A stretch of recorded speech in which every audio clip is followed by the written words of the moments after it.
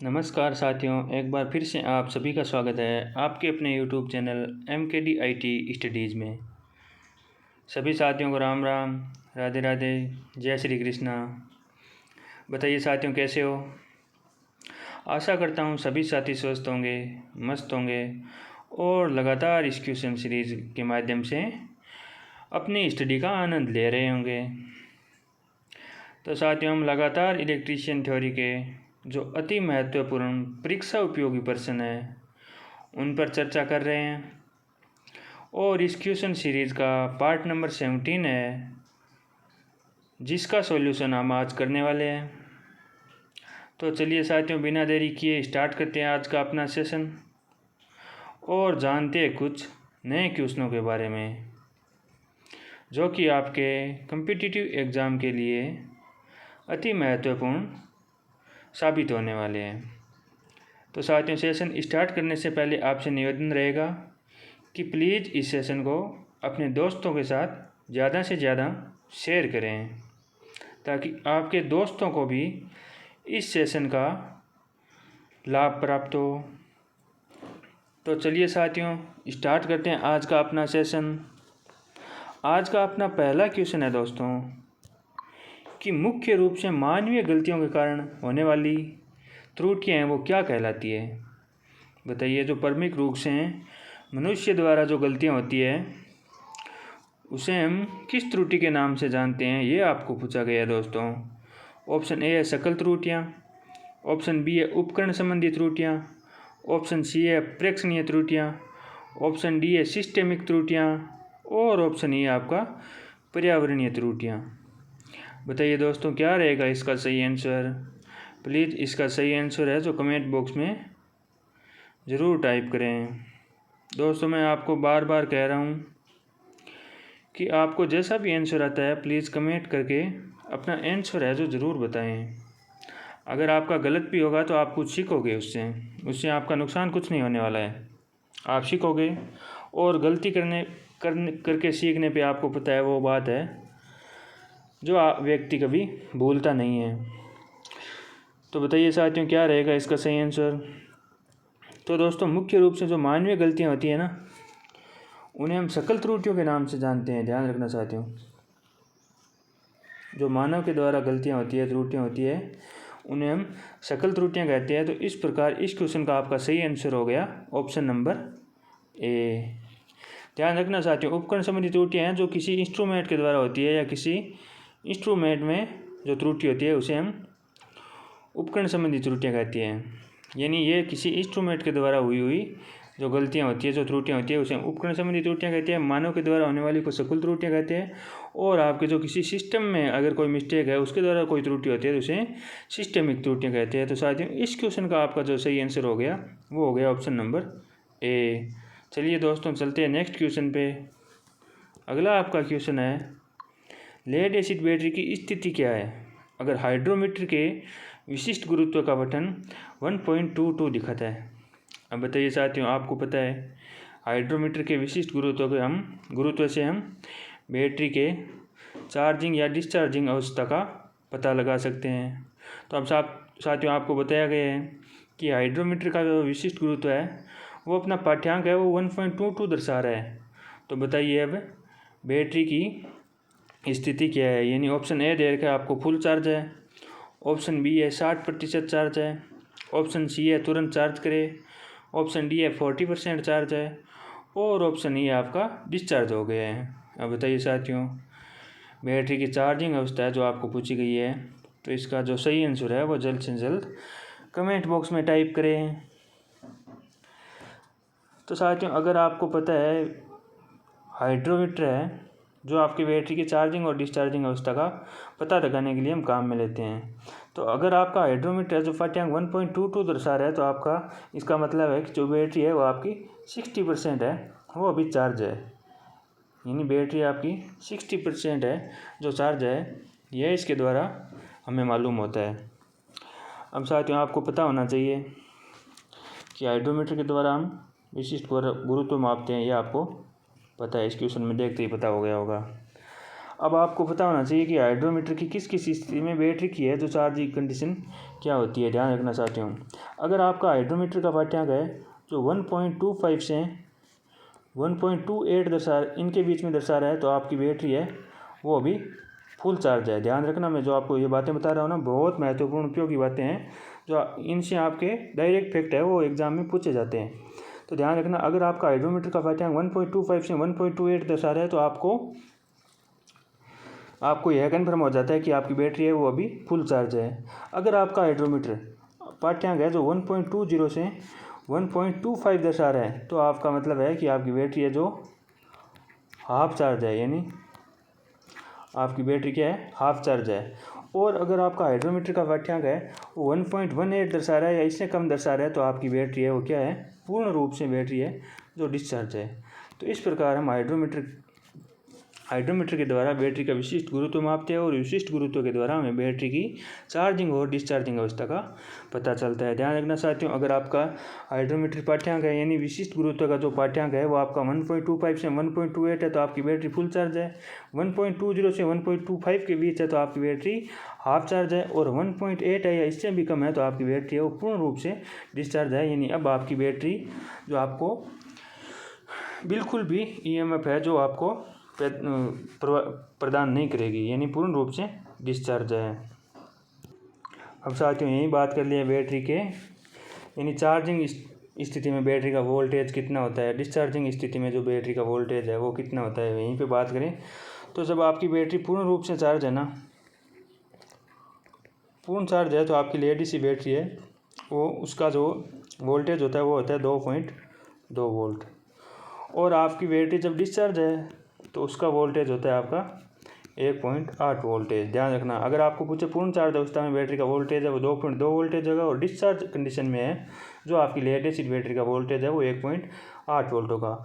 अब आपको पूछ ले औसत वोल्टेज, यानी बैटरी का, लेड एसिड बैटरी का औसत ईएमएफ आपको पूछ ले तो आपको बताना है 2 वोल्ट। ध्यान रखना, पूर्ण चार्ज में 2.2 वोल्ट, डिस्चार्ज में 1.8 वोल्ट और औसत पूछ ले तो आपका 2 वोल्ट होगा। अब हम जो गाड़ियों वगैरह में जो बैटरी काम में लेते हैं ना, उस बैटरी का ईएमएफ कितना होता है ये भी आपको क्वेश्चन है जो डायरेक्ट है परीक्षा में फैक्ट के रूप में पूछा जा सकता है कि जो गाड़ियों वगैरह में हम बैटरी काम में लेते हैं उसका सामान्यतः वोल्टेज है वो आपका 12 वोल्ट होता है। ध्यान रखना साथियों, छोटी गाड़ियों में वगैरह, ट्रैक्टरों में वगैरह हम बैटरी काम में लेते हैं उसका वोल्टेज है वो आपका 12 वोल्ट होता है।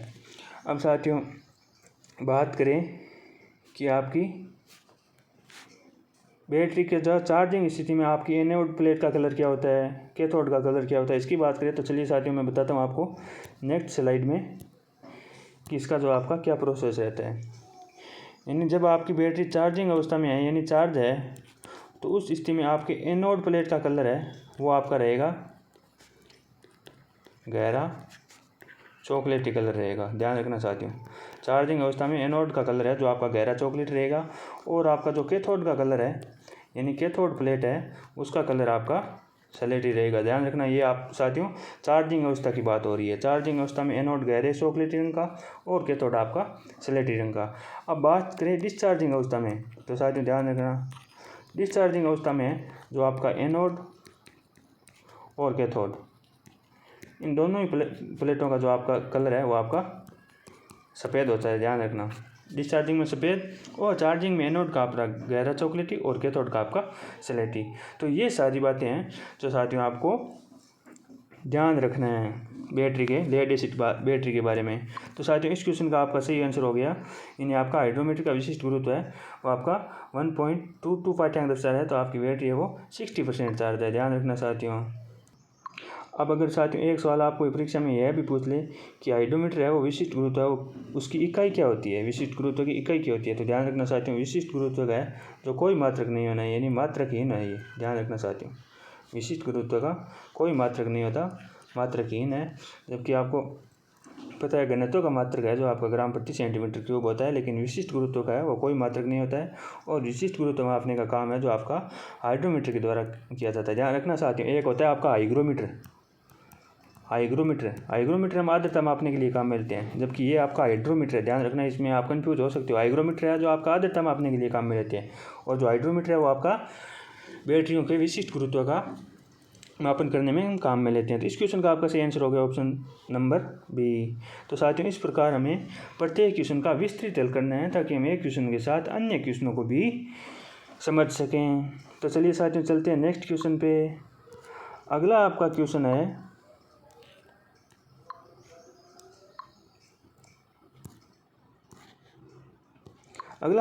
वह विद्युत चुम्बकीय डिवाइस है जिसका इस्तेमाल किसी आर्मेचर में ग्राउंडेड, शॉर्टेड और ओपन कॉइल का पता लगाने में या ढूंढने में किया जाता है। बताइए साथियों, किसी आर्मेचर में हमें ओपन सर्किट या शॉर्ट सर्किट दोष है उसका पता लगाने के लिए हम इनमें से किस डिवाइस का काम लेते हैं या उपयोग करते हैं, ये आपको पूछा गया है। ऑप्शन ए रहेगा आपका एक्सटर्नल ग्राउलर, ऑप्शन बी है इंटरनल ग्राउलर, ऑप्शन सी है मेगर, ऑप्शन डी है मल्टीमीटर और ऑप्शन ई आपका हाइड्रोमीटर। तो साथियों, एक ऑप्शन तो आप देखते ही गलत कर सकते हो क्योंकि हमने अभी अभी चर्चा की है हाइड्रोमीटर जो आपका विशिष्ट गुरुत्व मापने के लिए काम में लेते हैं। तो आपका यहाँ पे इस क्वेश्चन का आंसर है जो आपका हाइड्रोमीटर नहीं हो सकता।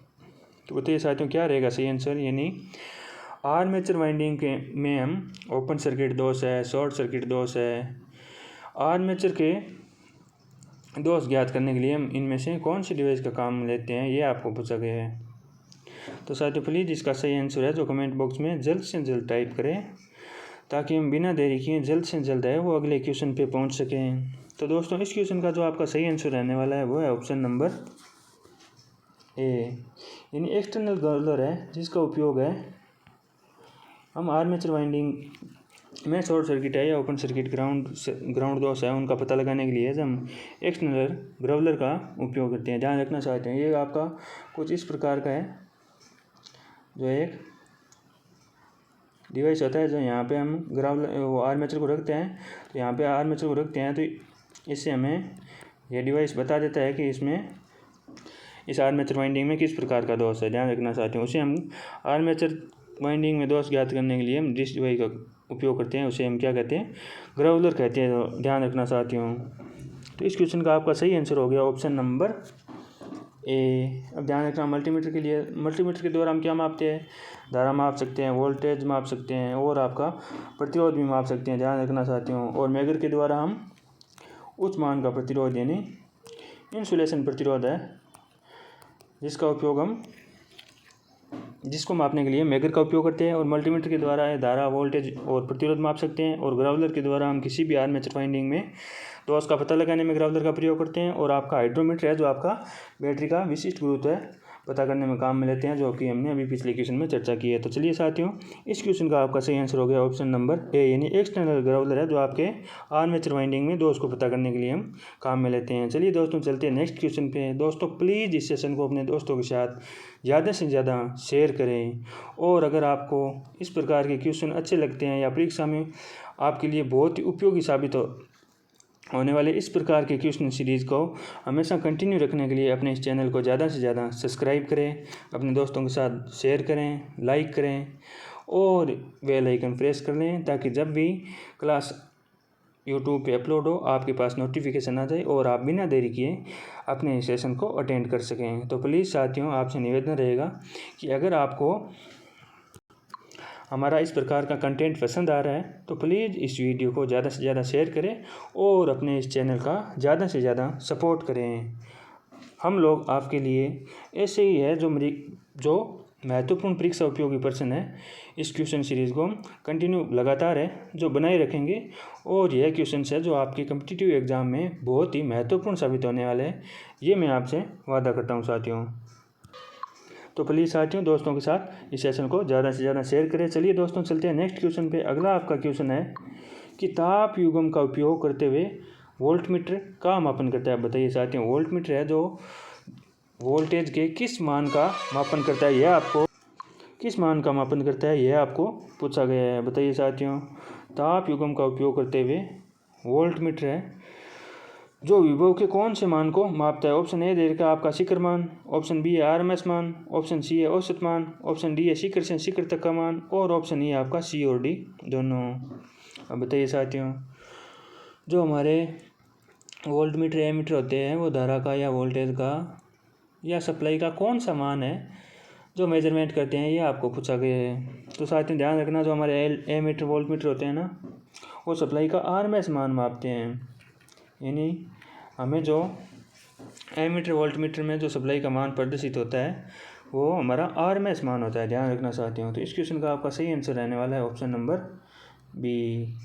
आरएमएस मान है वो है जो आपके वैद्युतिक मापक यंत्रों द्वारा मापा जाता है। शिखर मान साथियों ध्यान रखना, किसी भी सप्लाई का जो अधिकतम मान होता है ना वो आपका शिखर मान होता है, ध्यान रखना। और औसत मान है जो आपका क्या होता है, यानी आपको वी एवरेज होता है आपका 2Vm/पाई, यानी 2 इंटू मैक्सिमम मान, मैक्सिमम वोल्टेज हो चाहे धारा हो बट्टे पाई है जो आपका वी एवरेज होता है। और वी आरएमएस होता है जो आपका होता है Vm/√2, यानी मैक्सिमम वोल्टेज में जब हम √2 का भाग लगाएंगे तो हमारे पास आरएमएस मान आ जाएगा। और आपका एवरेज मान होता है वो आपका होता है 2Vm/पाई। और शिखर से शिखर तक का मान होता है, यानी आपका होता है शिखर से शिखर तक का मान होता है जो आपका 2Vm होता है, ध्यान रखना साथियों। तो इस क्वेश्चन का आपका सही आंसर हो गया ऑप्शन नंबर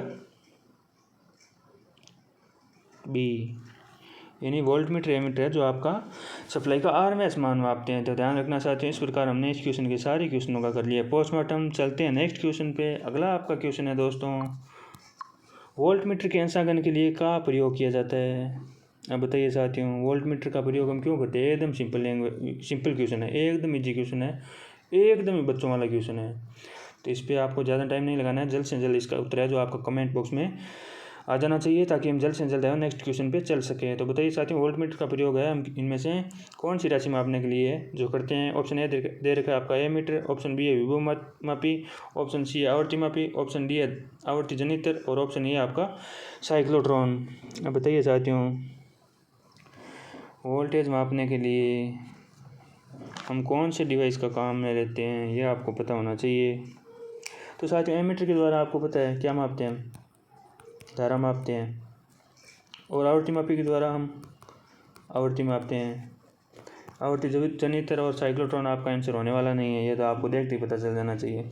तो साथियों वोल्टमीटर के अंशांकन के लिए यानी वोल्टेज का मापन करने के लिए हम विभव मापी काम में लेते हैं। साथियों आपको पता है वोल्टेज को क्या कहते हैं, विभव कहते हैं। ये तो एकदम बेसिक बात है। अगर इस प्रकार की बेसिक बातों का आपका पता नहीं है तो आपको फिर कॉम्पिटिटिव एग्ज़ाम की तैयारी करने का कोई अधिकार नहीं है। साथियों इस प्रकार के बेसिक क्वेश्चन का आपको नॉलेज होना अति आवश्यक है यदि आप कॉम्पिटिटिव एग्ज़ाम की तैयारी कर रहे हो। तो चलिए साथियों, इस क्वेश्चन का आपका सही आंसर हो गया ऑप्शन नंबर बी, यानी वोल्टेज के मापन के लिए हम विभव मापी काम में लेते हैं। धारा के लिए एमीटर है और प्रतिरोध के लिए आपका ओमीटर होता है। ध्यान रखना, आवर्ती के लिए आपका आवर्ती मीटर होता है और आपका ऊर्जा मापने के लिए एनर्जी मीटर होता है। पावर फैक्टर मापने के लिए पावर फैक्टर मीटर होता है, ध्यान रखना साथियों। तो चलिए साथियों चलते हैं नेक्स्ट क्वेश्चन पे। अगला आपका क्वेश्चन है, फ्यूजिंग कारक को के बीच अनुपात के रूप में परिभाषित किया जाता है। बताइए साथियों, फ्यूजिंग फैक्टर का है उसे हम कैसे परिभाषित करते हैं, यह आपको पूछा गया है। ऑप्शन ए दे रखा है आपका अधिकतम फ्यूजिंग विद्युत धारा और रेटेड वोल्टता। ऑप्शन बी दे रखा है अधिकतम फ्यूजिंग विद्युत धारा और रेटेड विद्युत धारा। ऑप्शन सी दे रखा है न्यूनतम फ्यूजिंग विद्युत धारा और रेटेड विद्युत धारा। ऑप्शन डी है न्यूनतम फ्यूजिंग विद्युत धारा और रेटेड वोल्टता। और ऑप्शन डी ये दे रखा है आपका रेटेड वोल्टता और न्यूनतम फ्यूजिंग विद्युत धारा। अब बताइए साथियों, फ्यूजिंग फैक्टर को है हम किस प्रकार है परिभाषित करते हैं। तो साथियों इसका सही आंसर है जो आप जल्द से जल्द कमेंट बॉक्स में टाइप करें। तब तक मैं आपको बताता हूँ कि साथियों इसका जो सही आंसर रहने वाला है वह आपका ऑप्शन नंबर सी, यानी आपका फ्यूजिंग फैक्टर होता है वो होता है आपका न्यूनतम फ्यूजिंग धारा बटा आपकी फ्यूज की धारा रेटिंग होती है। साथ ही ध्यान रखना, वोल्टेज रेटिंग नहीं होती है, फ्यूज की आपकी धारा रेटिंग होती है। जबकि आपके ये क्वेश्चन है जो आपका राजस्थान में टेक्निकल हेल्पर थर्ड के एग्ज़ाम में आया हुआ है और आपका बोर्ड ने जो आपके इसका सही आंसर माना है वो आपका डी माना है, यानी न्यूनतम फ्यूजिंग धारा बता रेटेड वोल्ट था। तो ये आपका आंसर है जो आपका गलत है साथियों, क्योंकि आपका न्यूनतम फ्यूजिंग धारा बता फ्यूज की धारा रेटिंग होती है, रेटेड वोल्टता नहीं होती है। तो इस क्वेश्चन का आपका सही आंसर है वो आपका ऑप्शन नंबर सी रहना है साथियों, लेकिन जबकि बोर्ड ने है जो आपका आंसर डी माना है। तो साथियों ध्यान रखना, इस क्वेश्चन का जो सही आंसर है वो ऑप्शन सी रहने वाला है, यानी न्यूनतम फ्यूजिंग धारा बटा फ्यूज की धारा रेटिंग। क्योंकि फ्यूज को है जो हम धारा रेटिंग के द्वारा निर्धारण करते हैं, वोल्टेज रेटिंग के द्वारा निर्धारण नहीं करते हैं, ध्यान रखना साथियों। तो इसलिए इस क्वेश्चन का आपका सही आंसर होगा option number C. Fusing factor है वो आपका न्यूनतम फ्यूजिंग धारा बट्टे फ्यूज की धारा रेटिंग होती है। चलिए दोस्तों चलते हैं नेक्स्ट क्वेश्चन पे। अगला आपका क्वेश्चन रहने वाला है साथियों कि वार्ड लियोनार्ड नियंत्रण मूल रूप से एक नियंत्रण विधि है, बताइए क्या है। पहले तो आपको ये पता होना चाहिए वार्ड लियोनार्ड क्या है क्या है, मामला क्या है वार्ड लियोनार्ड का। तो साथियों आपको पता होना चाहिए वार्ड लियोनार्ड है जो आपकी एक मोटर की स्पीड कंट्रोल का एक मेथड है, ध्यान रखना साथियों। अब बताइए यह किस प्रकार है जो आपकी स्पीड को कंट्रोल करता है। ऑप्शन ए दे रखा है क्षेत्र प्रतिरोध, ऑप्शन बी है आर्मेचर रजिस्टर, ऑप्शन सी है आर्मेचर वोल्टेज, ऑप्शन डी है फील्ड डाइवर्टर और ऑप्शन ई आपका इनमें से कोई नहीं है। बताइए साथियों वार्ड लियोनार्ड के द्वारा हम स्पीड को कंट्रोल कैसे करते हैं, ये आपको पूछा गया है। तो जल्द से जल्द है जो इसका सही आंसर है जो आप कमेंट बॉक्स में टाइप करें। तो साथियों इस क्वेश्चन का जो आपका सही आंसर रहने वाला है वह है ऑप्शन नंबर सी, यानी वार्ड लियोनार्ड जो आपकी एक विधि है मोटर की स्पीड कंट्रोल करने की, वो आपकी आर्मेचर के वोल्टेज को कंट्रोल करके है जो हम मोटर की स्पीड को कंट्रोल करते हैं। यह सिस्टम है जो आपका ward Leonard speed control method में होता है, ध्यान रखना साथियों। वार्ड लियोनार्ड नियंत्रण मूल रूप से एक है जो आपकी आर्मेचर वोल्टेज नियंत्रण विधि है, यानी इसमें आपके आर्मेचर के वोल्टेज को नियंत्रण करके है जो मोटर की स्पीड है वो आपकी कंट्रोल की जाती है। तो इस क्वेश्चन का आपका सही आंसर हो गया ऑप्शन नंबर सी। अब साथियों आपको पता होना चाहिए मोटर में है जो आपकी स्पीड कंट्रोल की है वो आपकी कितनी विधियाँ होती है, ध्यान रखना साथियों। डीसी मोटर में जो आपकी स्पीड कंट्रोल की विधियाँ होती हैं वो कुल 9 विधियाँ होती है, 9 विधियाँ होती है। अब आप पूछोगे सर कौन सी होती है, तो मैं आपको बताऊंगा साथियों। एक होती है आपकी आर्मेचर नियंत्रण विधि, एक होती है आपकी आर्मेचर नियंत्रण विधि और दूसरी होती है आपकी फील्ड नियंत्रण विधि, फील्ड नियंत्रण विधि। तीसरी होती है आपकी सप्लाई वोल्टेज कंट्रोल मेथड, यानी सप्लाई आवृत्ति को या सप्लाई वोल्टेज को हम कंट्रोल करके स्पीड कंट्रोल करते हैं, ध्यान रखना। तो तीसरी होगी आपकी सप्लाई वोल्टेज नियंत्रण विधि। अब ध्यान रखना आपकी चौथी हो गई फील्ड टैपिंग नियंत्रण विधि, फील्ड टैपिंग जो हम अधिकांश है जो डीसी सीरीज मोटर में काम में लेते हैं। पांचवी हो गई आपकी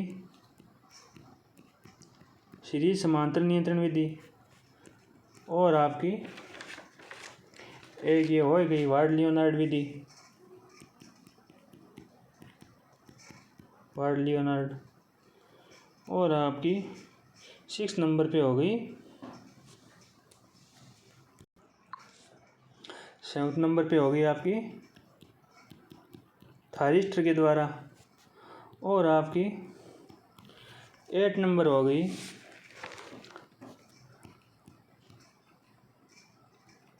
एसी डीसी ड्राइव द्वारा।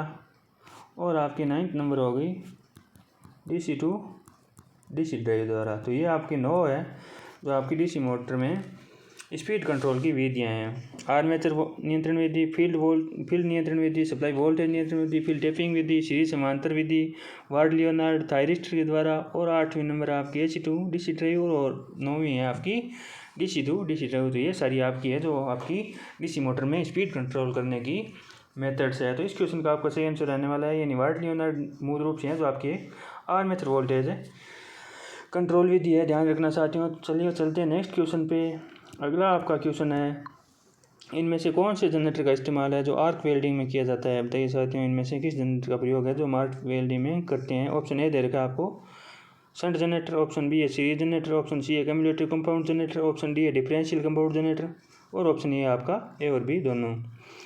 बताइए साथियों क्या रहेगा इसका सही आंसर।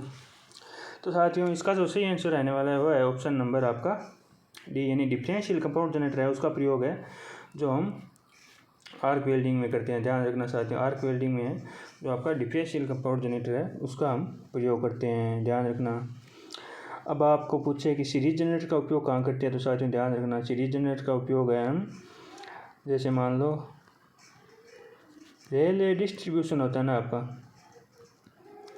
रेलवे डिस्ट्रीब्यूशन में बूस्टर के रूप में किसका प्रयोग करते हैं, ये आपको पूछे तो बता देना। सीरीज जनरेटर का प्रयोग है जो हम रेलवे डिस्ट्रीब्यूशन सिस्टम में बूस्टर के रूप में करते हैं, ध्यान रखना साथियों। और एक बात का आपको विशेष ध्यान रखना है कि सीरीज जनरेटर को है इसको आप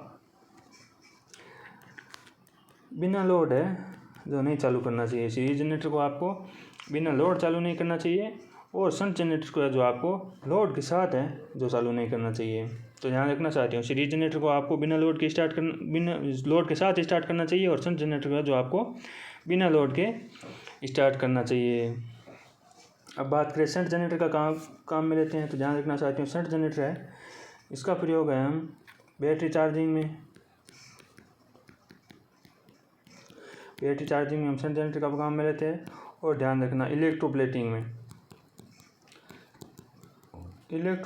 में है जो हम शंट जनरेटर का काम में लेते हैं। अब बात करें कम्युलेटिव कंपाउंड जनरेटर, तो कंपाउंड जनरेटर का प्रयोग है जो हम ऐसे स्थानों पर करते हैं जहाँ पे लोड और स्रोत के बीच है वो दूरी ज़्यादा हो, यानी दूरी ज़्यादा हो लोड और स्रोत के बीच, ऐसे स्थानों पर हम कम्युलेटिव कंपाउंड जनरेटर का काम में लेते हैं। जैसे रेलवे लाइन या स्ट्रीट लाइन में, रेलवे लाइन या जो स्ट्रीट लाइन होती है आपकी, इसमें है जो आपका कम्युलेटिव कंपाउंड जनरेटर काम में लेते हैं। तो साथ ही ध्यान रखना चाहिए आपको सारे जनरेटरों के बारे में। सीरीज जनरेटर का उपयोग है जो आपका डिस्ट्रीब्यूशन सिस्टम में बूस्टर के रूप में काम में लेते हैं, और शंट जनरेटर का उपयोग है जो आपका बैटरी चार्जिंग और इलेक्ट्रोप्लेटिंग में लेते हैं।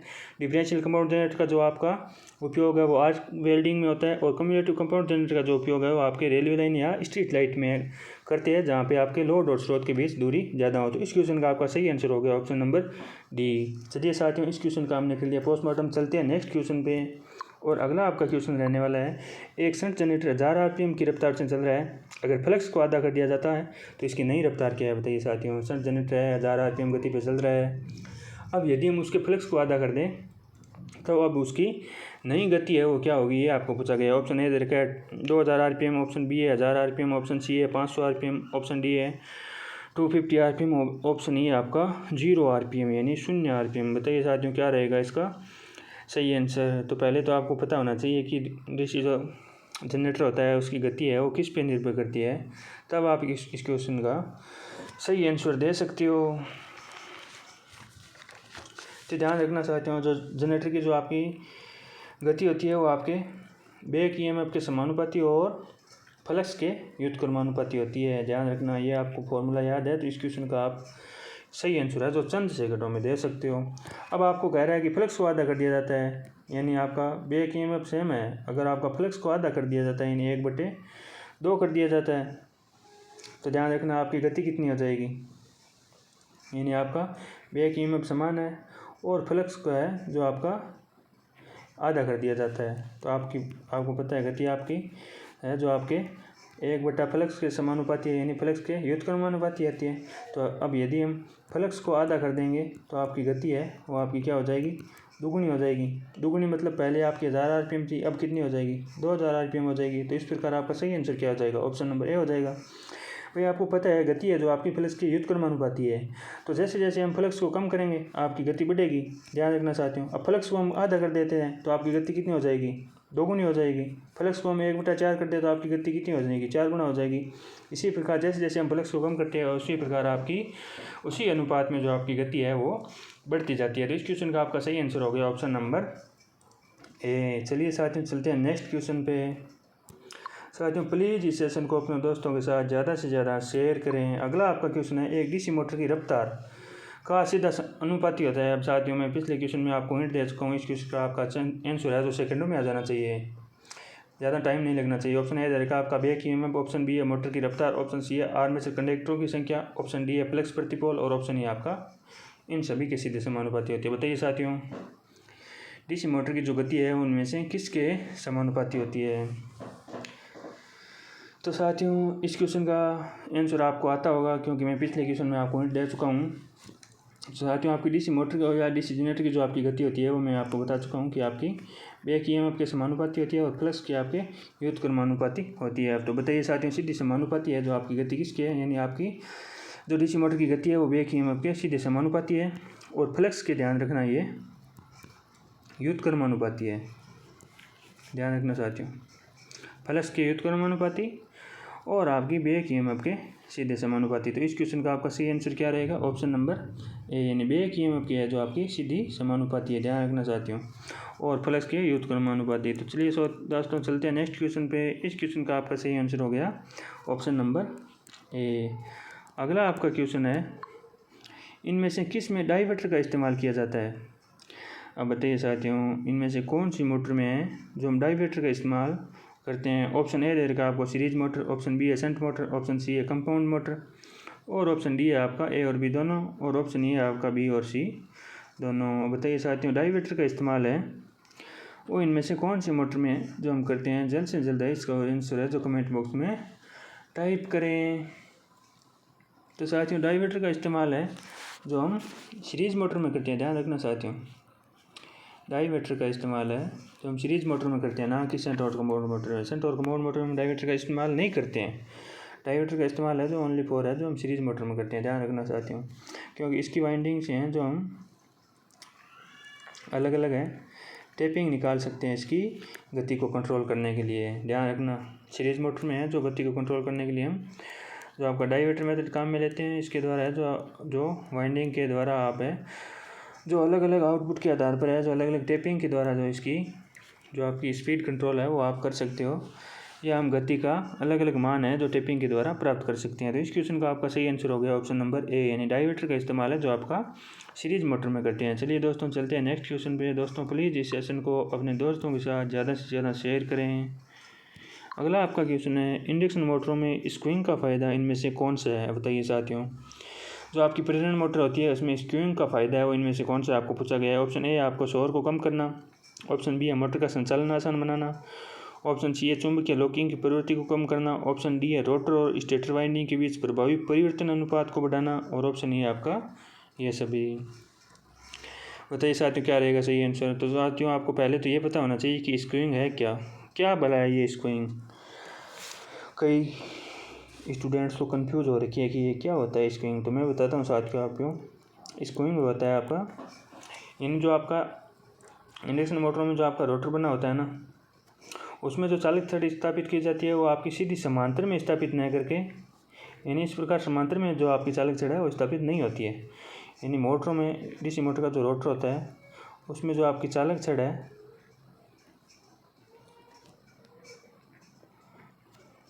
है वो आपकी कुछ इस प्रकार स्थापित की जाती है, इस प्रकार तिरछी स्थापित की जाती है, ध्यान रखना साथियों। और तिरछी स्थापित किस लिए करते हैं हम, स्क्विंग को कम करने के लिए, ध्यान रखना साथियों। स्क्विंग इसे ही कहते हैं कि ये जो आपका इंडक्शन मोटरों का जो रोटर होता है ना उसमें चालक छड़ है जो आपकी समांतर स्थापित ना करके कुछ है वो तिरछी स्थापित की जाती है, जिससे आपका शोर भी कम हो जाता है, मोटर का संचालन आपका आसान हो जाता है, और आपकी चुंबकीय लॉकिंग की प्रवृत्ति है वो आपकी कम हो जाती है। यानी आपका जो चुंबकीय क्षेत्र की गति होती है और रोटर की गति होती है उनमें लॉकिंग की प्रवृत्ति नहीं होती। लॉकिंग की प्रवृत्ति होती है तो आपको ध्यान रखना वो आपकी सिंक्रोनस मोटर बन जाती है, यानी आपका रोटर है तो आपका चुंबकीय क्षेत्र की गति पर ही घूर्णन करेगा। तो ध्यान रखना साथियों, लॉकिंग की प्रवृत्ति कम हो जाती है और आपका रोटर और स्टेटर वाइंडिंग के बीच जो प्रभावी परिवर्तन अनुपात होता है वो आपका बढ़ जाता है। ये सारे कारण हैं जो इस स्क्विंग का फ़ायदा होता है। तो इस क्वेश्चन का आपका सही आंसर हो गया ऑप्शन नंबर ए, यानी ये सभी है जो स्क्विंग के फायदे हैं। यानी इस प्रकार जो आपके इंडक्शन मोटर के रोटर में जो चालक छड़ स्थापित की जाती है उसको तिरछा स्थापित करना ही आपका स्क्विंग कहलाता है। और स्क्विंग के जो यही फायदे हैं कि आपका शोर कम हो जाता है, संचालन आसान हो जाता है, चुंबकीय लॉकिंग की प्रवृत्ति खत्म हो जाती है। यानी आपका अगर हम इस प्रकार समांतर में छड़ स्थापित कर देंगे ना तो ये आपका चुंबकीय क्षेत्र में है जो आपका रोटर है वो लॉक हो जाएगा, यानी ये घूर्णन नहीं करेगा, एक ही जगह पर ऐसे कंपन करता रहेगा, ये अपना जो प्रॉपर घूर्णन है वो नहीं कर पाएगा, ध्यान रखना साथियों। तो इसलिए है, इस दोष से बचने के लिए है जो हम इन चालक छड़ों को तिरछा स्थापित करते हैं और इस प्रकार का तिरछापन ही है जो आपका स्क्विंग कहलाते हैं। और ये सारे जो स्क्विंग के हैं जो आपको फ़ायदे दे रखे हैं। तो इस क्वेश्चन का आपका सही आंसर हो गया ऑप्शन नंबर ई। चलिए दोस्तों चलते हैं नेक्स्ट क्वेश्चन पे। अगला आपका क्वेश्चन है, एक 3 फेज वाले स्टार कनेक्टेड सिस्टम में लाइन वोल्टेज इसके फेज वोल्टेज के गुना के बराबर होता है। बताइए साथियों, स्टार कनेक्शन में आपका लाइन वोल्टेज व फेज वोल्टेज में बीच संबंध पूछा है। बताइए साथियों, ऑप्शन ए 1.414, ऑप्शन बी है 1.732, ऑप्शन बी है 2.236 और ऑप्शन डी है 2 और ऑप्शन ई आपका 3। बताइए साथियों, स्टार कनेक्शन में है जो आपका लाइन वोल्टेज और फेज वोल्टेज के बीच क्या संबंध होता है, ध्यान रखना साथियों। तो मैं बताता हूँ साथियों आपको, स्टार वोल्टेज में है वो आपकी लाइन धारा और जो आपकी फेज धारा है वो आपकी बराबर होती है, ध्यान रखना। और स्टार कनेक्शन में आपका जो लाइन वोल्टेज है वो √3 इंटू फेज वोल्टेज है, यानी स्टार कनेक्शन में जो आपका लाइन वोल्टेज है वो फेज वोल्टेज का √3 गुना होगा। अब बात करें डेल्टा कनेक्शन में, तो ध्यान रखना साथियों, डेल्टा कनेक्शन में आपका लाइन वोल्टेज और आपका फेज वोल्टेज, लाइन वोल्टेज और फेज वोल्टेज है वो बराबर होता है। और आपकी जो लाइन धारा है वो √3 इंटू फेज धारा होती है, ध्यान रखना साथियों। स्टार कनेक्शन में तो आपकी लाइन धारा और फेज धारा बराबर होती है और डेल्टा कनेक्शन में आपका लाइन वोल्टेज और फेज वोल्टेज बराबर होता है। जबकि स्टार कनेक्शन में जो आपका लाइन वोल्टेज है वो फेज वोल्टेज का √3 गुना होगा और डेल्टा कनेक्शन में जो आपकी लाइन धारा है वो फेज धारा की √3 गुना होगी। तो साथियों, अब इसमें आपको स्टार कनेक्शन का पूछा है और वोल्टेज का पूछा है, तो इसका आपको इसके आधार पर है, यानी VL बराबर √3 इंटू VP के आधार पर आपको इस क्वेश्चन का आंसर देना है। तो साथियों, आपको पता है कि लाइन वोल्टेज है वो किसके बराबर होता है, और इसमें आपको पूछा है लाइन वोल्टेज है वो फेज वोल्टेज के कितने गुना के बराबर होता है, तो √3 गुना के बराबर होता है। तो बताइए साथियों, √3 का मान कितना होता है, 1.732 होता है। तो आपका सही आंसर क्या होगा, ऑप्शन नंबर बी होगा। तो साथियों ध्यान रखना, आपको स्टार और डेल्टा कनेक्शन में इन दोनों बातों का ध्यान रखना, इनसे आपके डायरेक्ट फैक्ट के रूप में है जो आपके क्वेश्चन है जो पूछे जाते हैं। तो इस क्वेश्चन का आपका सही आंसर हो गया ऑप्शन नंबर बी, यानी स्टार कनेक्शन में है जो आपका लाइन वोल्टेज है वो फेज वोल्टेज की √3 गुना होगा और √3 का मान है जो आपका 1.732 होता है। तो चलिए दोस्तों चलते हैं नेक्स्ट क्वेश्चन पे। अगला आपका क्वेश्चन है, हेयर ड्रायरों में इनमें से कौन से मोटर का इस्तेमाल किया जाता है। अब बताइए साथियों, जो आपका हेयर ड्रायर होता है जो बाल सुखाने के लिए आप काम में लेते हो, उनमें से हम कौन सी मोटर काम में लेते हैं ये आपको पूछा गया है। ऑप्शन ए दे रखा है आपको split phase induction motor, option B है capacitor start induction motor, option C है capacitor start capacitor run induction motor, option D है परमानेंट स्लिप कैपेसिटर मोटर और ऑप्शन ई है आपका शेडेड पोल इंडक्शन मोटर। अब बताइए साथियों, हेयर ड्रायर में जो हम कौन सी मोटर है वो काम में लेते हैं ये आपको पूछा गया है। तो साथियों, इस क्वेश्चन का जो आपका सही आंसर रहने वाला है वो है ऑप्शन नंबर ई, यानी हेयर ड्रायर में जो हम शेडेड पोल मोटर है वो हम काम में लेते हैं। हेयर ड्रायर के लिए ध्यान रखना साथियों, ये आपकी सबसे निम्न दक्षता वाली मोटर है और इसकी दक्षता जो आपकी 5% से 35% होती है। ध्यान रखना साथियों, सबसे निम्न दक्षता वाली मोटर भी आपकी शेडेड पोल मोटर है। हेयर ड्रायर में हम इसका काम में लेते हैं और ध्यान रखना मुख्यतः जो हम शेडेड पोल मोटर का है जो प्रयोग है आपको खिलौना में किया जाता है, ध्यान रखना साथियों। हम बात करें हम स्लिप फेज इंडक्शन मोटर की, तो स्लिप फेज इंडक्शन मोटर का हम प्रयोग कहाँ करते हैं ये भी आपको पता होना चाहिए, ध्यान रखना साथियों। तो स्लिप फेज मोटर का प्रयोग है जो हम करते हैं ग्राइंडर में भी इसका प्रयोग किया जाना है, ध्यान रखना साथियों, ग्राइंडर में करते हैं। और जो आपका ब्लोअर होता है ना, यानी जो आपका हवा देने वाला ब्लोअर होता है उसमें भी आपका स्लिप फेज का मोटर का प्रयोग किया जाता है। और आपके छोटे पंप होते हैं, छोटे पंपों में भी आपका स्लिप फेज इंडक्शन मोटर का प्रयोग किया जाता है। और आपका किया जाता है बफिंग मशीन में, ध्यान रखना ये सारे हैं जो आपके स्लिप फेज इंडक्शन मोटर के अनुप्रयोग हैं। आपका वुड वर्किंग जो है लकड़ी का कार्य होता है वहाँ पे भी आपका स्लिप फेज इंडक्शन मोटर का काम में लिया जाता है। और जो आपकी फ्लिकरिंग लाइटें होते हैं ना, फ्लिकरिंग लाइट यानी जो बार बार जलती बुझती है, उनमें भी आपका स्लिप फेज इंडक्शन मोटर का काम में लेते हैं, ध्यान रखना साथियों। ग्राइंडर, ब्लोअर, छोटे pump, buffing machine, would working और फ्लिकरिंग लाइट में जो आपका स्लिप फेज इंडक्शन मोटर का हमें प्रयोग करते हैं। अब ध्यान रखना परमानेंट कैपेसिटर है जो आपकी छत में लगा छत वाले पंखे में यानी सीलिंग फैन में जो हम परमानेंट कैपेसिटर का मोटर का प्रयोग करते हैं। अब बात करें कैपेसिटर स्टार्ट मोटर की, तो कैपेसिटर स्टार्ट मोटर का प्रयोग है जो हम करते हैं मुख्य रूप से वाटर कूलर में, ध्यान रखना वाटर कूलर में कैपेसिटर स्टार्ट मोटर होती है।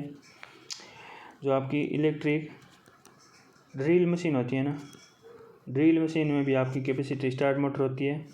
और जो आपकी मोटरों की वाइंड करने के लिए जो मशीनें काम में लेती हैं ना, मोटर वाइंडिंग मशीन में, उसमें भी आपकी कैपेसिटर स्टार्ट इंडक्शन मोटर होती है। ध्यान रखना, water cooler, electric drill machine और मोटर वाइंडिंग मशीन में है जो आपकी कैपेसिटर स्टार्ट इंडक्शन मोटर होती है। परमानेंट स्लिप और जो आपकी कैपेसिटी स्टार्ट कैपेसिटर, ये इंडक्शन रन मोटर ना, capacity start capacitor run motor, इसका प्रयोग है जो हम करते हैं लेंथ मशीन में। ध्यान रखो, लेंथ मशीन में जो आपकी capacity start capacitor run motor है और आपकी सेंट्रीफ्यूगल पंप होते हैं, उनमें भी हम है जो capacitor start capacitor run motor काम में लेते हैं। और आपकी वॉशिंग मशीन हो गई, या हम कह सकते हैं फ्रिज हो गया, length machine, washing machine, fridge और सेंट्रीफ्यूगल पंप में है जो आपका कैपेसिटर स्टार्ट और कैपेसिटर रन इंडक्शन मोटर काम में लेते हैं। और जो आपकी परमानेंट कैपेसिटर मोटर है वो सीलिंग फैन में लेते हैं। कैपेसिटर स्टार्ट इंडक्शन मोटर है जो आपकी water cooler, electric drill machine और मोटर वाइंडिंग मशीन में काम में लेते हैं।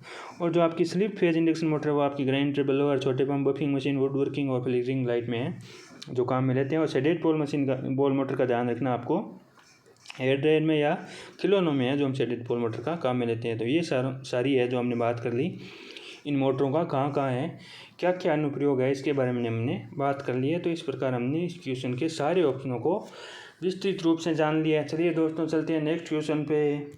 अगला आपका क्वेश्चन है, निम्नलिखित में से कौन सा उपकरण एसी पावर को डीसी पावर में परिवर्तित करता है। शायद एकदम इजी क्वेश्चन है, बच्चों वाला क्वेश्चन है, ज़्यादा टाइम वेस्ट किए बिना जल्द से जल्द है तो इसका सही आंसर कमेंट बॉक्स में टाइप कर दें। ऑप्शन ए आपका अल्टरनेटर, ऑप्शन बी है जनरेटर, ऑप्शन सी है संशोधक यानी रेक्टिफायर, ऑप्शन डी है ट्रांसफार्मर और ऑप्शन ई है आपका ट्रांजिस्टर। बताइए साथियों क्या रहेगा सही आंसर। एसी को डीसी में है जो हम इसमें से किसके द्वारा कन्वर्ट करते हैं, ये आपको पूछा गया है। तो साथियों आपको पता है, अगर हम आउटपुट के बारे में, आउटपुट में एसी लेते हैं तो उसे हम अल्टरनेटर कह देते हैं, और डीसी लेते हैं तो उसे हम जनरेटर कह देते हैं। यानी ये आपके उत्पादन के साधन हैं, हमारे विद्युत जनरेट करते हैं हम इनसे, जनरेटर और अल्टरनेटर से। ध्यान रखना साथियों, अल्टरनेटर के द्वारा हम एसी लेते हैं और जनरेटर है जो हमें डीसी देता है। अब ध्यान रखना, ट्रांसफार्मर का जो कार्य है वो वोल्टेज को आपको स्टेप अप और स्टेप डाउन करना है। ध्यान रखना साथियों, इस ट्रांसफार्मर है जो वोल्टेज और धारा को केवल बढ़ा सकता है या घटा सकता है। इसका पावर और आवृत्ति पर है जो कोई प्रभाव नहीं पड़ता है, यानी पावर और आवृत्ति नियत रहती है आपकी। ध्यान रखना साथियों, केवल वोल्टेज और धारा पे है जो आपको स्टेप डाउन और स्टेप अप कर सकता है। अब बात करें ट्रांजिस्टर की, तो ट्रांजिस्टर आपका एक सेमीकंडक्टर डिवाइस है। ध्यान रखना, इसमें 3 टर्मिनल होते हैं, 4 परत होती है, 3 जंक्शन होती है, और ये सारी बातें जो आपको ट्रांजिस्टर के बारे में ध्यान रखनी है। क्योंकि ट्रांजिस्टर के बारे में है जो हम पिछले सेशन में चर्चा कर चुके हैं, तो यहाँ पे हम दोबारा ज़्यादा चर्चा नहीं करेंगे। अब जो आपका इस क्वेश्चन का सही आंसर रहने वाला है वो ऑप्शन नंबर सी, यानी रेक्टिफायर के द्वारा है जो हम एसी को डीसी में बदल सकते हैं। ध्यान रखना साथियों, एसी को डीसी में बदलने के लिए जो हम रेक्टिफायर को काम में लेते हैं। तो इस क्वेश्चन का आपका सही आंसर हो गया ऑप्शन नंबर सी। चलिए साथियों, चलते हैं नेक्स्ट क्वेश्चन पे। अगला आपका क्वेश्चन है, डीसी जनरेटर के कम्यूटेटर की सफाई के लिए निम्नलिखित में से कौन सा द्रव उपयोग किया जाता है। अब बताइए साथियों, डीसी जनरेटर में जो आपका कम्यूटेटर लगा होता है वो लगातार उस पर ब्रश के घर्षण के कारण है, जो ब्रश का आपका कचरा वगैरह है जो जम जाता है उसको साफ करने के लिए है, वो इनमें से कौन सा द्रव है वो काम में लेते हैं, ये आपको पूछा गया है। ऑप्शन ए आपका आयोडीन, ऑप्शन बी है कार्बन टेट्राक्लोराइड यानी जिसे हम कहते हैं CCl4, ऑप्शन सी है तेल के साथ मिश्रित पेट्रोल, ऑप्शन डी है केरोसिन और ऑप्शन ई आपका ये सभी। अब बताइए साथियों, डीसी जनरेटर में कम्यूटेटर की सफाई के लिए इनमें से कौन सा द्रव है जो हम काम में लेते हैं। तो साथियों, इस क्वेश्चन का जो आपका सही आंसर रहने वाला है वह है ऑप्शन नंबर बी, यानी CCl4 जो कार्बन टेट्राक्लोराइड होता है वो हम डीसी जो आपका कम्यूटेटर होता है उसकी सफाई के लिए काम में लेते हैं। अब आप पूछोगे सर क्या सफाई करनी होती है। तो साथियों, जो आपका कम्यूटेटर है जो आपका अलग अलग सेगमेंट से बना होता है, और ये सेगमेंट है जो आपके ब्रश के संपर्क में रहते हैं, यानी ब्रश है जो लगातार है, जो इनका घर्षण है जो ब्रश के साथ होता रहता है सेगमेंट का, और इनसे जो ब्रश का घिस का जो कचरा है वो इन सेगमेंट में जम जाता है। तो इसकी सफाई के लिए जब हम कार्बन टेट्राक्लोराइड है उसको काम में लेते हैं, यानी इसका जो आपका फॉर्मूला होता है वो होता है CCl4। तो इस क्वेश्चन का आपका सही आंसर हो गया ऑप्शन नंबर बी, कम्यूटेटर की सफाई के लिए हम CCl4 काम में लेते हैं। चलिए साथियों, चलते हैं नेक्स्ट क्वेश्चन पे। दोस्तों प्लीज़ इस सेशन को अपने दोस्तों के साथ ज़्यादा से ज़्यादा शेयर करें अगला आपका क्वेश्चन है, वोल्टेज स्टेबलाइजर का मूल कार्य क्या प्रदान करना है। अब बताइए साथियों, वोल्टेज स्टेबलाइजर का जो आपका अनुप्रयोग है वो आपको पूछा गया है। ऑप्शन ए है लोड को स्थिर शक्ति की आपूर्ति, ऑप्शन बी है वोल्टेज को निरंतर आपूर्ति, ऑप्शन सी है लोड को स्थिर विद्युत ऊर्जा की आपूर्ति, ऑप्शन डी है लोड को स्थिर वोल्टेज की आपूर्ति, और ऑप्शन ई है आपका इनमें से कोई नहीं है। बताइए वोल्टेज स्टेबलाइजर का जो आपका मूल जो आपका कार्य है वो क्या है, ये आपको पूछा गया है। तो साथियों, वोल्टेज स्टेबलाइजर नाम सुन के ही आपको इसका आंसर आपके दिमाग में आ जाना चाहिए, क्योंकि वोल्टेज स्टेबलाइजर का जो आपका कार्य होता है वो होता है आपका लोड को स्थिर वोल्टेज की आपूर्ति करती है। यानी जो आपके वोल्टेज में वेरिएबल होता रहता है ना, उनको आपको कंट्रोल कौन करता है, वोल्टेज स्टेबलाइजर करता है। यानी ये जो आगे लोड जो भी लगा होगा उसको नियत वोल्टेज की आपूर्ति करेगा। अगर पीछे से वोल्टेज कम आ रहा है तो ये बढ़ा के देगा, अगर वोल्टेज ज़्यादा आ रहा है तो ये वोल्टेज को कंट्रोल करके जितना वोल्टेज आगे देना है किसी लोड को उतना ही वोल्टेज है जो आगे प्रदान करेगा। तो ध्यान रखना चाहते हो, ये लोड को है जो आपकी स्टेबल वोल्टेज है उसकी आपूर्ति करता है। तो इस क्वेश्चन का आपका सही आंसर हो गया ऑप्शन नंबर डी। चलिए दोस्तों, चलते हैं नेक्स्ट क्वेश्चन पे। ध्यान रखना चाहते हैं, ये वोल्टेज स्टेबलाइजर है, ये आपका क्वेश्चन है जो बार बार एग्जाम्स में पूछा जाता है, तो इसका आपको विशेष ध्यान रखना है, इंपॉर्टेंट लगा लेना चाहते हैं। ये क्वेश्चन है जो आपका वेरी वेरी इंपॉर्टेंट है। वोल्टेज स्टेबलाइजर है जो आपका लोड को स्थिर वोल्टेज की आपूर्ति करता है, ध्यान रखना चाहते हूँ। अगला आपका क्वेश्चन है, यदि एक साइन तरंग ऐसी वोल्टेज का अधिकतम मान 10 वोल्ट है तो इसका आरएमएस मान क्या होगा, बताइए साथियों। ऑप्शन ए आपका 1.732, ऑप्शन बी है 7.073 और ऑप्शन सी है 3.142, ऑप्शन डी है 1.414, ऑप्शन ई है आपका 5.236। बताइए साथियों, ऐसी तरंग का जो आपका अधिकतम मान है यानी वीएम मैक्सिमम मान है वो आपको दे रखा है 10 वोल्ट है, और आरएमएस है वीआरएमएस है वो आपको पूछा है। तो साथियों ध्यान रखना चाहिए, वीआरएमएस के बराबर क्या होता है ये मैंने आपको अभी पिछले क्वेश्चनों में बताया था। ये क्वेश्चन आया था हमारे पास आरएमएस मान का, उसमें हमने वीआरएमएस मान की चर्चा की थी। तो वीआरएमएस बराबर होता है आपका वीएमएम बटा √2, यानी मैक्सिमम मान में अब अगर हम √2 का भाग देंगे तो हमारे पास है वो आरएमएस मान है आ जाएगा। तो मैक्सिमम मान अब हमें दे रखा है 10 वोल्ट है, और इसमें हमें √2 यानी √2 का मान होता है आपका 1.414। जब 10 में हम 1.414 का भाग देंगे तो हमारे पास आंसर क्या आ जाएगा, ऑप्शन बी यानी 7.070 है वो आपका आरएमएस मान होगा। यानी हमारे पास 10 वोल्ट की अधिकतम मान की सप्लाई है तो उसका आरएमएस मान है जो 7.070 वोल्ट होगा। तो इस क्वेश्चन का आपका सही आंसर हो गया ऑप्शन नंबर बी। ध्यान रखना साथियों, वी आरएमएस है बराबर आपका वीएम बटा √2 होता है, और वी जो एवरेज मान होता है वो आपका होता है 2Vm बटा पाई। इन दोनों के बारे में आपको ध्यान रखना है, वी आरएमएस वीएम बटा √2, वी एवरेज बराबर 2Vm बटा पाई। चलिए साथियों, चलते हैं नेक्स्ट क्वेश्चन पे। अगला आपका क्वेश्चन है, एक ही कम्यूटेटर सेगमेंट से जुड़े 2 कुंडल सिरों के बीच की दूरी को क्या कहते हैं। अब बताइए साथियों, एक ही कम्यूटेटर सेगमेंट से जुड़े यानी कम्यूटेटर की जो आपकी एक ही सेगमेंट में है उसमें कुंडली के 2 सिरे जुड़े हैं, उनके बीच की दूरी को है जो क्या कहा जाता है, ये आपको पूछा गया है। ऑप्शन ए आपका बैक पिच, ऑप्शन बी है फ्रंट पिच, ऑप्शन सी है वक्र पिच, ऑप्शन डी है कम्यूटेटर पिच, और ऑप्शन ई है आपका कॉइल पिच। बताइए दोस्तों, क्या रहेगा इसका सही आंसर। तो साथियों, इस क्वेश्चन का जो आपका सही आंसर रहने वाला है वह ऑप्शन नंबर बी, यानी एक ही कम्यूटेटर सेगमेंट से जुड़े 2 कॉइल के जो आपके सिरे हैं उनको बीच की दूरी को है जो हम फ्रंट पिच कहते हैं। ध्यान रखना चाहती हूँ, इसका जो आपका सही आंसर रहेगा वो आपका फ्रंट पिच रहेगा। ये आपका ऐसी वाइंडिंग चैप्टर से संबंधित है जो आपका क्वेश्चन है, ध्यान रखना चाहती हूँ। वाइंडिंग चैप्टर से भी आपका जो एग्ज़ाम में क्वेश्चन है वो आपका काफ़ी वेटेज रखता है, ध्यान रखना। तो वाइंडिंग चैप्टर को भी आपको अच्छी तरह से पढ़ना है। एक कम्यूटेटर सेगमेंट से जुड़े 2 कॉइल सिरों के बीच की दूरी को हम फ्रंट पिच कहते हैं, ध्यान रखना चाहती हूँ।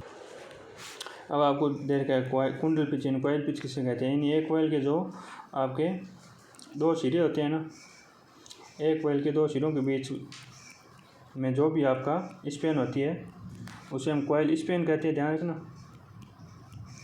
Coil Spain. और आपकी जो कुंडली पिच है वो आपकी एक कुंडली के 2 सिरों के बीच जो पोलों की संख्या होती है उसे हम कहते हैं कॉइल पिच कहते हैं, ध्यान रखना चाहते हूँ। तो चलिए चलते हैं नेक्स्ट क्वेश्चन पे। अगला आपका क्वेश्चन है, यदि वक्र में कुंडल का समूह होता है और एक ही केंद्र होता है तो इस वक्र को क्या कहा जाता है, बताइए साथियों।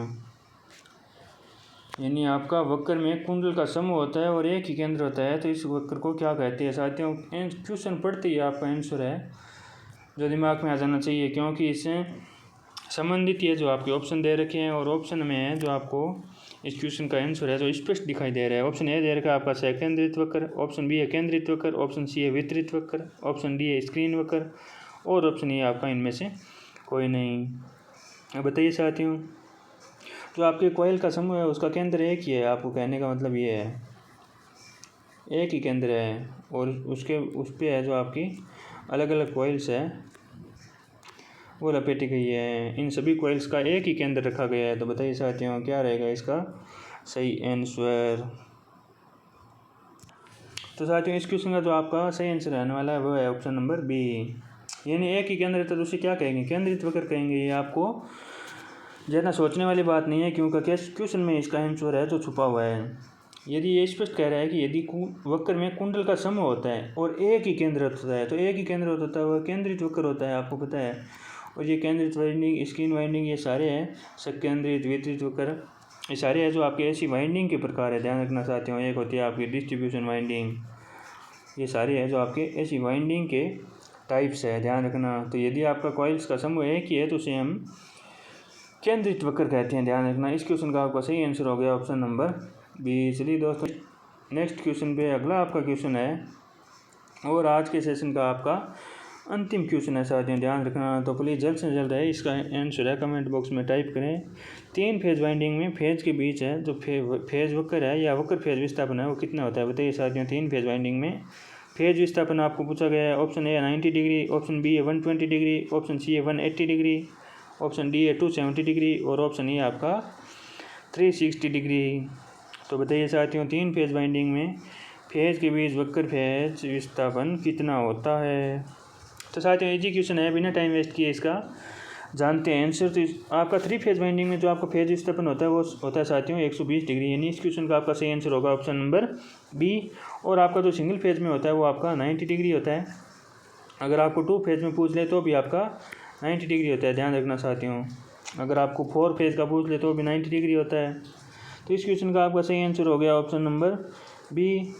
अब जैसे आपको 6 फेज का पूछ ले, जैसे 6 फेज का क्वेश्चन है जो हमारे पिछले सेशन में आया था, तो उसका आंसर क्या हो जाएगा। हमारे पास कुल फेज की विस्थापन कितना होता है 360 होता है, तो उसमें हम 6 का भाग लेंगे तो हमारे पास कितना जाएगा। यानी 6 फेज का जो आपका फेज विस्थापन है वो 60 डिग्री हो जाएगा। और single phase 90 degree, 4 phase 90 degree और 3 फेज 120 डिग्री, ये आपको ध्यान रखना है साथियों। तो इस क्वेश्चन का आपका सही आंसर हो गया ऑप्शन नंबर बी। तो साथियों ये हमने आज के सेशन के सारे क्वेश्चन है उनका सॉल्यूशन है जो हमने कर लिया है। अब साथियों मिलेंगे कल नए सेशन के साथ, नए क्वेश्चनों के साथ।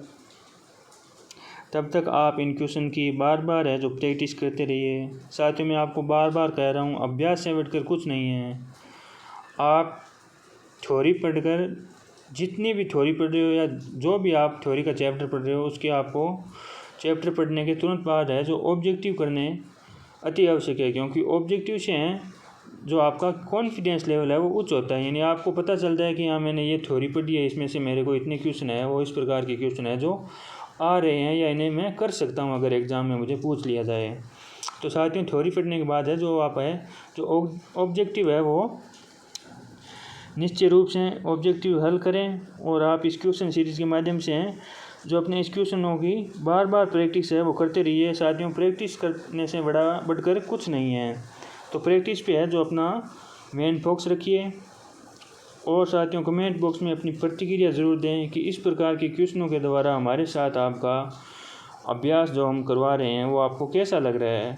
इसका जो आपका अनुभव है वो हमारे साथ कमेंट बॉक्स में अवश्य शेयर करें, ताकि हमें भी पता चले कि हमारे द्वारा पढ़ाया गया या आपको कितना समझ में आ रहा है, आपको हमारे द्वारा पढ़ना कैसा लग रहा है, ताकि हमें भी कुछ मोटिवेशन मिले और हम आपके लिए और अच्छा या और सुधार करने की जो कोशिश है जो हम लगातार कर रहे हैं। और अब आप कमेंट के माध्यम से अपनी प्रतिक्रिया ज़रूर दें ताकि हमें कोई सुझाव और मिले और हम आपके लिए बेहतर से बेहतर है जो कर सकें।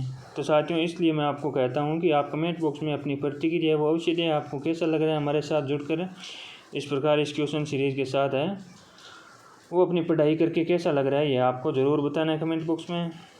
तो चलिए साथियों, मिलते हैं कल एक नए सेशन में, नए क्वेश्चन सीरीज़ के साथ, नई उम्मीद, नए जोश जुनून के साथ।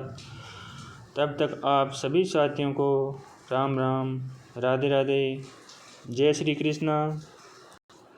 और साथियों प्लीज़ इस सेशन को, इस वीडियो को अपने दोस्तों के साथ ज़्यादा से ज़्यादा शेयर करें।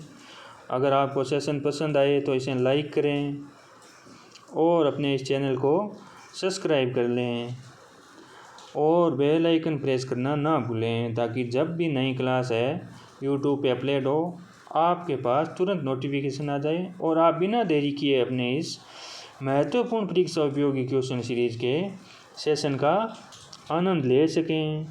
तो चलिए साथियों, मिलते हैं नेक्स्ट सेशन में।